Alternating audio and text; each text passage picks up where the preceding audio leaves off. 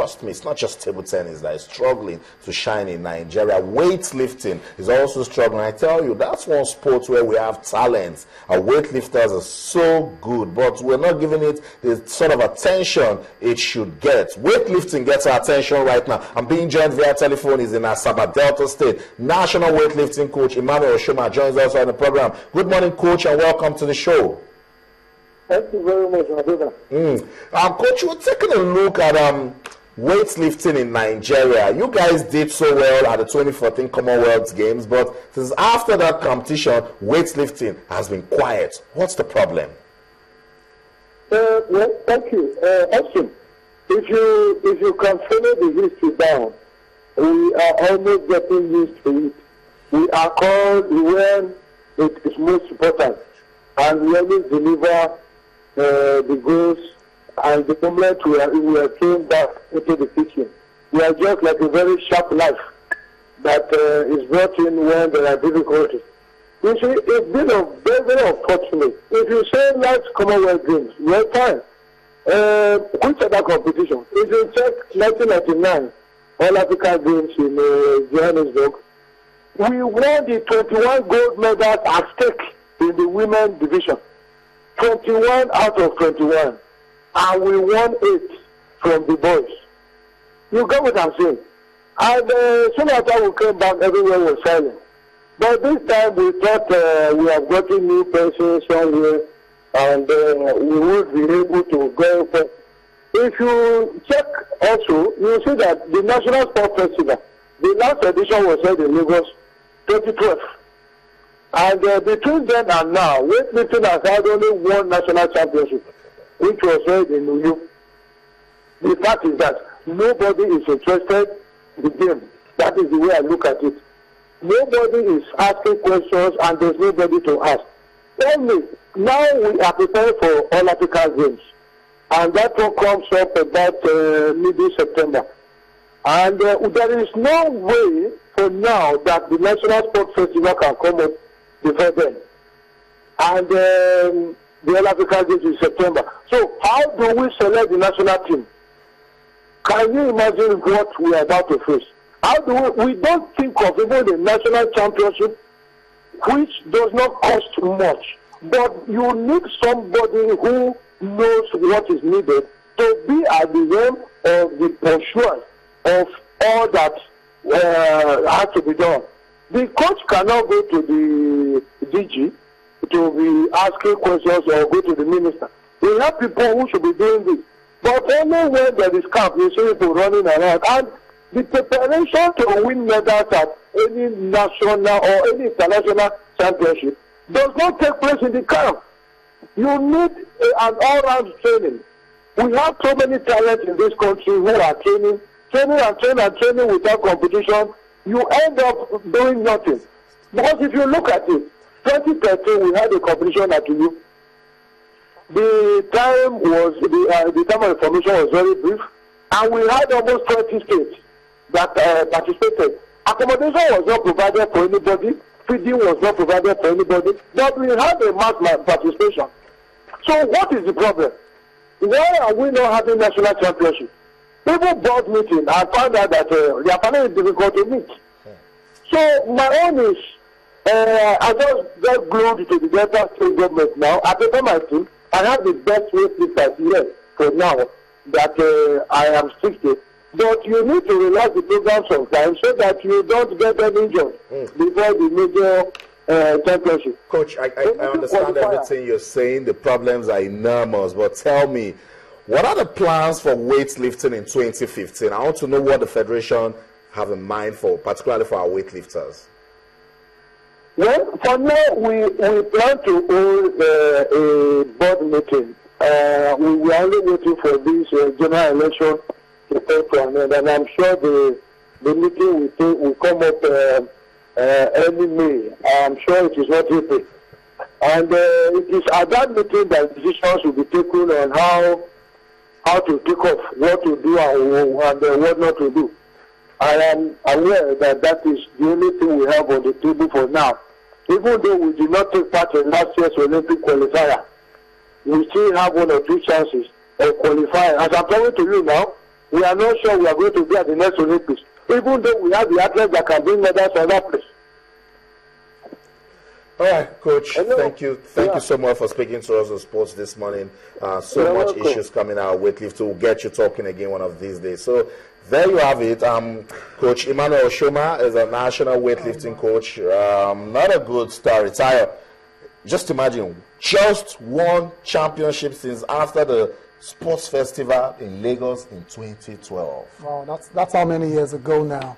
And sound bites of a very frustrated head coach right there, and it's not a very good situation to be in for him and for the athletes as well. And it's talked about there's no chance they're not sure of going to the Olympics as well to next year in Rio. It's not a good one again. And when I look at a sport like weightlifting, I feel it's a massive opportunity lost when Nigeria can't really go there and stamp the authority, because weightlifting is usually a sport that it's a show of strength.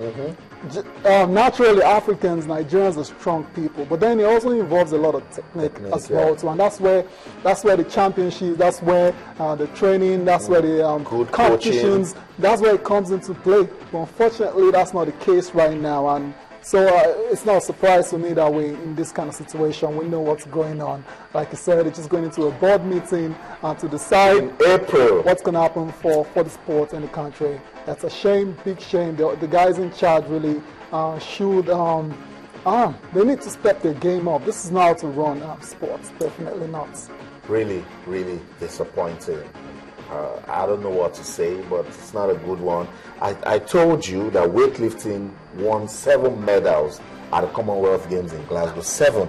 You'll be saying they should come and consolidate. Definitely, and that's potential right there. That's potential in a country, a federation that knows what it's doing. We'll try to consolidate on that performance, and we're looking at the All-African Games and the Olympics. We're looking at the Olympics where it's multiple medals in weightlifting. You talk about a lot of focus on football, but weightlifting has got 15 medals. It's got 15 categories. It's got 15 categories actually, 8 for men and 7 for women. Gold medal is just 1. Exactly. You have the potential of winning 15. Yeah, 15 different categories. That's what I'm talking about. You can win gold, silver, bronze in that one. By the time you do all the calculations, we're talking a lot of medals. And it's a shame. It's a shame when the situation, Austin. Hopefully, these guys can really, get their acts together. That's what they need to do. Let's leave it, Tayo. Each time I speak to some weightlifters, they just go on and on. I say, Austin, you won't understand. We perform magic whenever I go for championships. Now you're getting to understand. But this needs to change. We need to sit down as a country, set up a policy that will ensure that we take care of our athletes, that we put sports on the track where it should be so it can shine in this country. I didn't like it when I had the coach say, the All-Africa Games is in September. We know football are getting ready. The coach doesn't even know how to pick athletes to the games. Come on, the National Sports Commission, we need to sit down and redefine the way we treat other sports in this country. Let's leave weightlifting now and then talk about the UEFA Champions League. The UEFA Champions League, well, some disappointing results for some clubs, but at least they knew the players. Yeah, we have the results. Austin, this is not a funny matter. I don't get why you're laughing. Let's get to some serious work now. We have some very interesting results from the Champions League last night, and it was Porto 3-1 over Bayern Munich. Yesterday I said Bayern's main challenge will be how the injured players. Exactly, how they were able to cope with the absence of some very key players. And yesterday they didn't answer that question very well at all.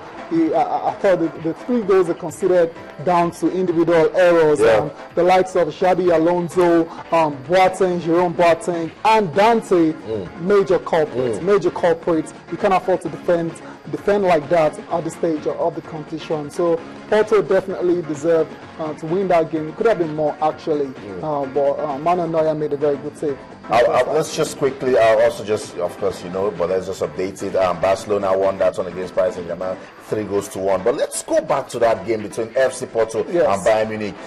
Chelsea's rejected stone became the cornerstone for FC. We keep telling that in football, in sports journal, there are always lessons to learn. Yes. Ricardo Quaresma needed just 10 minutes to redefine that game. Yes. What a player! What a player! That's what you call rolling back the years. Like you said, he had a loan stint at Chelsea. He didn't do too well. He was at Inter Milan as well, so he didn't do too well. Flop. He's always been a talented player, but apparently no end product to his game. But it's good to see him at 31 years old now, and he's performing for Porto. Second time around at Porto.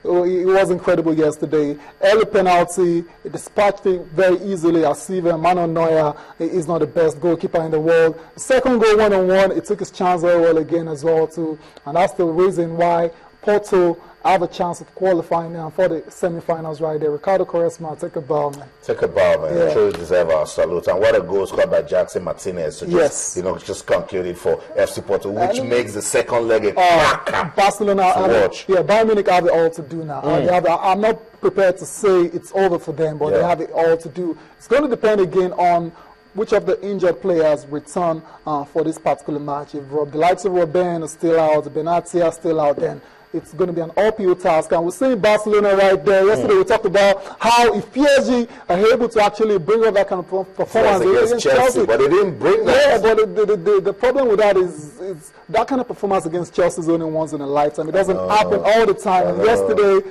oh my God, they just got dismantled on their own patch and by Barcelona. Luis Suarez. And if Luis Suarez wants to play football, exactly. Luis Suarez had David Luiz on toast for those 2 goals he scored in that game, and I think it's over for PSG now. That's it. It's over for PSG, but they're not yet knocked out. Let's talk about boxing. We're counting down. Yes, big one. Manny Pacquiao, Floyd Mayweather Jr. May 2nd in Las Vegas. 16 more days to go, guys. We're counting down. I'll tell you, yesterday we saw the Money Man spar. Today, Manny Pacquiao is showing off his skills. Yeah, definitely. Last open training session for these guys, and it was a ton of Manny Pacquiao yesterday, and it was good to see him. He looks ready as well too. That's him along with his coach Freddie Roach, who is very confident his man will come out victorious on May 2nd. We will know. We will know. Sadly, we have to go now, Tayo. But remember, we'll keep talking about these fights. You want to say something? Yeah, I just want to say something before we close now. The NBA regular season, it's over now, Austin, and it's playoffs time again. It's just like yesterday when we saw... Look at that. It's just again, and all the big teams are there, but unfortunately, some teams didn't make it. I'm talking of the likes of Oklahoma City Thunder. Last year they competed in the final of the Western Conference against the San Antonio Spurs.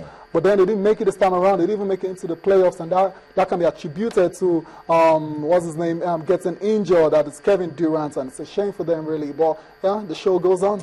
That's it. The show goes on talking about the NBA. We don't have the time to talk about it now, but trust us, we'll keep talking about it right here on Channels Television. That's it. That's the show on behalf of the ever dedicated sports team at Channels Television Sports Center in Lagos, Nigeria. My name is Austin Okunakwan. Let's do this again tonight. Do it again tomorrow. With that, in everything you do, remember, let's keep talking sports.